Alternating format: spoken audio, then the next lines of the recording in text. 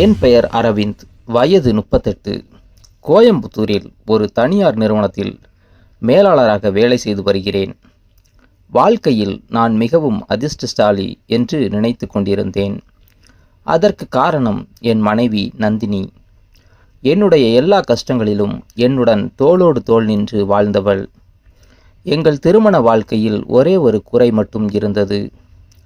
குழந்தை இல்லை. 7 வருடங்கள் மருத்துவமனை, கோவில், வேண்டுதல், விரதம் என்று எத்தனையோ முயற்சிகள் செய்தோம்.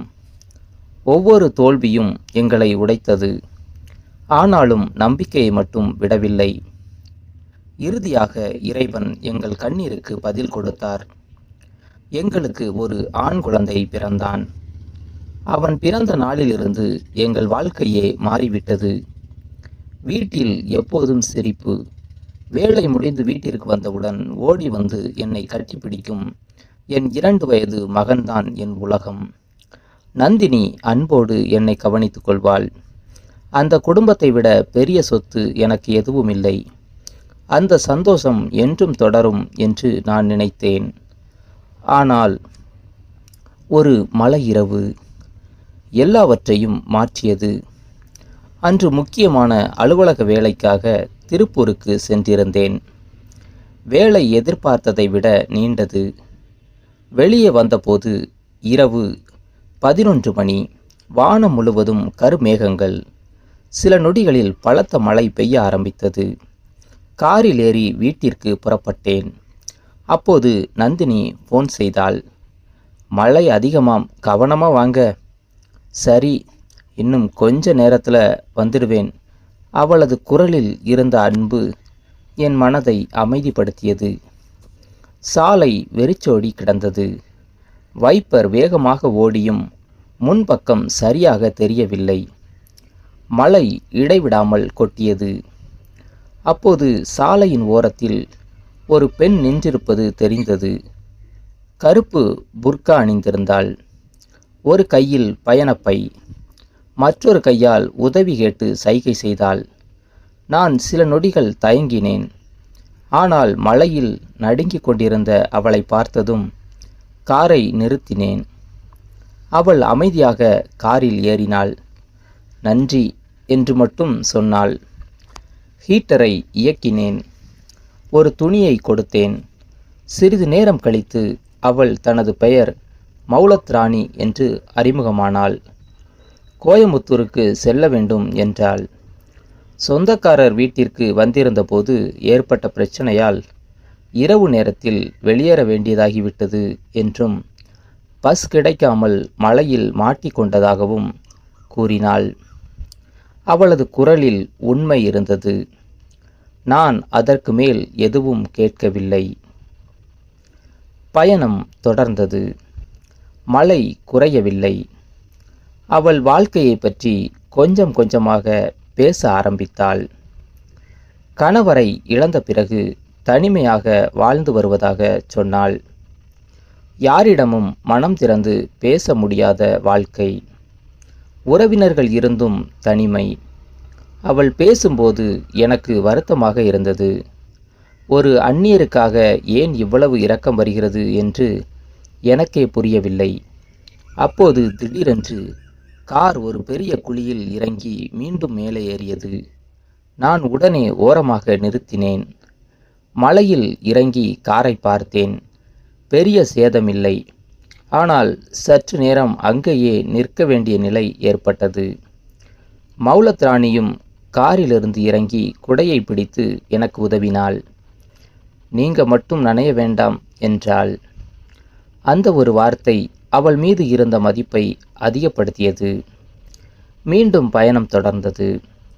ஆனால் சில கிலோமீட்டர்கள் சென்றவுடன் கார் முழுவதுமாக நின்றுவிட்டது. என்ஜின் ஸ்டார்ட் ஆகவில்லை. மொபைல் சிக்னலும் இல்லை. சுற்றிலும் இருள். சிறிது தூரத்தில் பழைய தோட்ட வீடு ஒன்று இருந்தது. வேறு வழியில்லாமல் மழை குறையும் வரை அங்கே தங்க முடிவு செய்தோம். வீடு காலியாக இருந்தது. மழையின் சத்தம் மட்டுமே கேட்டது. அந்த அமைதியில் நாங்கள் நீண்ட நேரம் பேசினோம். குடும்பம், வாழ்க்கை, இழப்புகள், நம்பிக்கை எல்லாவற்றையும் பற்றி. அந்த உரையாடல் இருவரின் மனதிலும் ஒரு உணர்ச்சி பிணைப்பை உருவாக்கியது. அந்த நேரத்தில் நான் என் குடும்பத்தை நினைத்தேன். என் மகனின் சிரிப்பு, நந்தினியின் அன்பு அனைத்தும் மனக்கண்ணில் வந்தது.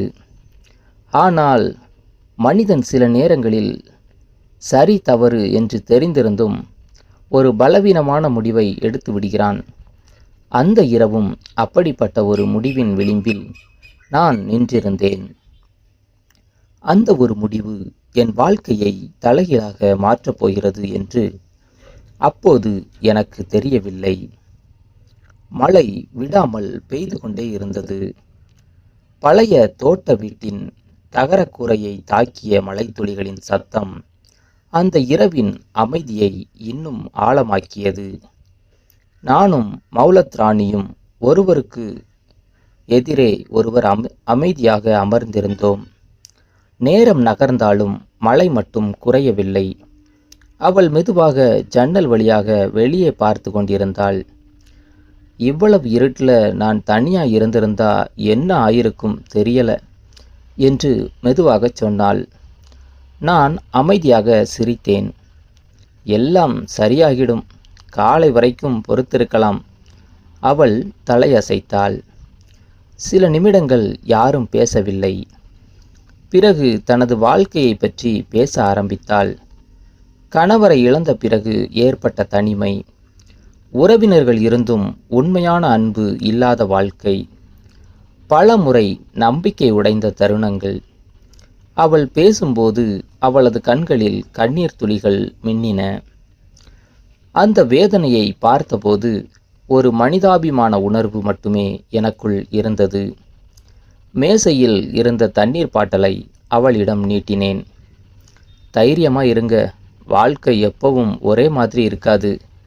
அவள் அந்த வார்த்தையை கேட்டு அமைதியாக சிரித்தாள். ரொம்ப நாளைக்கு அப்புறம் யாராவது மனசார பேசுகிற மாதிரி இருக்கு என்றாள். அந்த இரவு இரண்டு தனிமையான மனிதர்கள் தங்களுடைய வாழ்க்கையின் வழிகளை மட்டும் பகிர்ந்து கொண்டார்கள். ஆனால் அந்த நள்ளிரவில் என் குடும்பத்தை நினைத்து கொண்டே இருந்தாலும் உணர்ச்சிகளை கட்டுப்படுத்த முடியாமல் ஒரு தவறான முடிவை எடுத்தேன். அந்த ஒரு நொடி பல வருடங்களாக நான் கட்டியெழுப்பிய நம்பிக்கையை என் மனதிலேயே உடைத்தது. அவளது தனிமை என்னை ஏதோ செய்தது. இருவரும் எல்லைகளை மீறி செயல்பட்டோம்.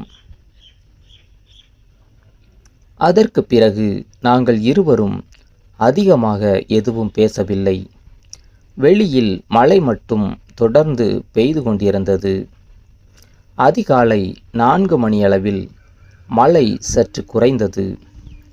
காரும் மீண்டும் இயக்கப்பட்டது. மௌலத் ராணியை கோயம்புத்தூர் அருகே இறக்கி வைத்தேன். இறங்குவதற்கு முன் அவள் என்னை பார்த்து, உங்களை நான் எப்போதும் நல்ல மனிதராகத்தான் நினைப்பேன் என்று மெதுவாக சொல்லிவிட்டு சென்றாள். அந்த வார்த்தை என் மனசாட்சியை இன்னும் அதிகமாக காயப்படுத்தியது. வீட்டிற்கு வந்தபோது அதிகாலை ஆகிவிட்டது. கதவை திறந்த நந்தினி என்னை பார்த்ததும் நிம்மதியாக சிரித்தாள். எவ்வளவு பயந்துட்டேன் தெரியுமா என்று சொல்லி சூடான காஃபி கொடுத்தாள். என் 2 வயது மகன் தூக்கத்திலிருந்து எழுந்து ஓடி வந்து என்னை கட்டிப்பிடித்தான். நாட்கள் கடந்தன. 1 வாரம், 1 மாதம், 3 மாதங்கள். வாழ்க்கை பழையபடி செல்வது போல தோன்றியது. அந்த மழை இரவு ஒரு கனவு போல மறைந்துவிட்டது என்று நினைத்து கொண்டிருந்தேன். ஆனால் விதி இன்னும் தனது கடைசி அத்தியாயத்தை எழுதவில்லை. ஒரு ஞாயிற்றுக்கிழமை நானும் நந்தினியும் எங்கள் மகனுடன் கோயம்புத்தூரில் உள்ள ஒரு பெரிய ஷாப்பிங் மாலுக்கு சென்றிருந்தோம். ஷாப்பிங் முடிந்து வெளியே வந்தபோது என் பெயரை யாரோ அழைத்தார்கள். அது மௌலத் ராணி. 3 மாதங்களுக்கு முன்பு மழை இரவில் பார்த்த அந்த மௌலத்ராணிக்கும் இப்போது என் கண்முன் நின்றிருந்த பெண்ணுக்கும் எந்த ஒற்றுமையும் இல்லை. அவள் மிகவும் மெலிந்திருந்தாள். முகம் முழுவதும் சோர்வு, கண்களில் தூக்கமின்மை, உடைகளும் பழையதாக இருந்தன. அங்கே நின்ற மௌலத்ராணி சில நொடிகள் அமைதியாக இருந்தாள். பிறகு அவளுடைய கண்களில் கண்ணீர் வழிய ஆரம்பித்தது. அந்த நாள் நம்ம சந்திச்சதுக்கு அப்புறம் என் வாழ்க்கை இன்னும் மோசமாயிடுச்சு என்று அவள் சொன்னாள். அவள் சொன்ன ஒவ்வொரு வார்த்தையும் என்னை அதிர்ச்சிக்குள்ளாக்கியது.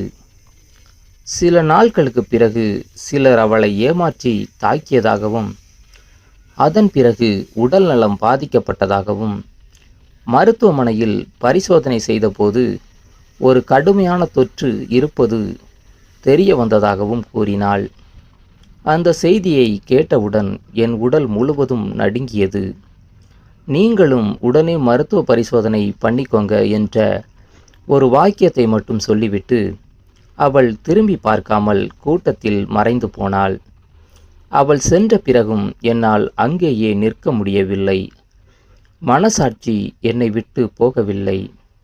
என் மனைவி என் முகத்தை பார்த்தவுடனேயே என் முகத்தில் இருந்த பயத்தை கவனித்தாள். என்ன ஆச்சு என்று கேட்டாள். அந்த கேள்விக்கு என்னிடம் பதில் இல்லை. அன்றே நாங்கள் மருத்துவமனைக்கு சென்றோம். மருத்துவர் அமைதியாக எங்களிடம் பேசினார். தேவையான இரத்த பரிசோதனைகள் எடுக்கப்பட்டன. முடிவுகள் வர 2 நாட்கள் ஆகும் என்றார். அந்த 2 நாட்கள் என் வாழ்க்கையில் மிகவும் நீண்ட நாட்கள். தூக்கமில்லை, நிம்மதியில்லை. ஒவ்வொரு நொடியும் நான் செய்த ஒரு தவறை நினைத்து என்னையே வெறுத்து கொண்டிருந்தேன். 3வது நாள் மருத்துவமனையில் மருத்துவரின் அறைக்குள் நாங்கள் இருவரும் அமைதியாக அமர்ந்திருந்தோம். மருத்துவர் மிகவும் மெதுவாக எங்களிடம் பேச ஆரம்பித்தார். பரிசோதனையில் மேலும் சிகிச்சை தேவைப்படும் ஒரு தொற்று இருப்பது கண்டறியப்பட்டுள்ளதாகவும், உடனடியாக சிறப்பு மருத்துவ சிகிச்சையை தொடங்க வேண்டும் என்றும் கூறினார். என் மனைவி என்னை பார்த்தாள். அந்த பார்வையில் கோபம் இல்லை, ஏமாற்றம் மட்டுமே இருந்தது. அவள் ஒரு வார்த்தை கூட பேசவில்லை. அந்த அமைதியே என்னை அதிகமாக தண்டித்தது. வீட்டிற்கு திரும்பிய பிறகு பல மணி நேரம் யாரும் பேசவில்லை. என் 2 வயது மகன் என்னை பார்த்து சிரித்தான். என் கையை பிடித்து விளையாட அழைத்தான். அவனை தூக்கி கொண்டபோது என் கண்களில் கண்ணீர் வழிந்தது. எனக்காக காத்திருந்த குடும்பத்தை நான் என் கையாலேயே ஆபத்தில் தள்ளிவிட்டேன் என்ற குற்ற உணர்வு என்னை நொறுக்கிவிட்டது. அந்த இரவிலேயே நான் என் மனைவியிடம் எல்லா உண்மையையும் ஒப்புக்கொண்டேன். அவள் நீண்ட நேரம் அழுதாள். 1 நிமிட பலவீனம் நம்ம வாழ்க்கையே மாற்றிடுச்சு என்றாள். அந்த வார்த்தையை என்னால் மறக்கவே முடியவில்லை. அதற்கு பிறகு நாங்கள் மருத்துவர்களின் ஆலோசனையின்படி சிகிச்சையை தொடங்கினோம். வாழ்க்கை எளிதாக இல்லை. ஆனால் உண்மையை ஏற்றுக்கொண்டு ஒருவருக்கொருவர் துணையாக இருந்து முன்னேற முடிவு செய்தோம். எங்கள் மகனை பாதுகாப்பாக வளர்ப்பதே இனி எங்கள் ஒரே குறிக்கோளாக மாறியது. இந்த கதையை நான் சொல்வதற்கு காரணம் யாரையும் பயமுறுத்த அல்ல. ஒரு தவறான முடிவு, ஒரு கண நேர பலவீனம், பல வருட நம்பிக்கையையும் குடும்ப அமைதியையும் சிதைக்கக்கூடும் என்பதை நினைவூட்டுவதற்காகத்தான். வாழ்க்கையில் கவர்ச்சியான தருணங்கள் பல வரலாம். ஆனால் நம்மை உண்மையாக நேசித்து வீட்டில் காத்திருக்கும் குடும்பத்தை விட மதிப்புள்ள எதுவும் இல்லை. உங்கள் குடும்பத்தை மதியுங்கள். பொறுப்பான முடிவுகளை எடுங்கள். உடல் நலத்தில் சந்தேகம் இருந்தால் தாமதிக்காமல் மருத்துவரை அணுகி பரிசோதனை செய்து ஆலோசனை பெறுங்கள். இந்த ஸ்டோரி உங்களுக்கு பிடிச்சிருந்தா லைக் பண்ணுங்கள், கமெண்ட் பண்ணுங்கள். நம்ம சேனலை கண்டிப்பாக சப்ஸ்கிரைப் பண்ணுங்கள்.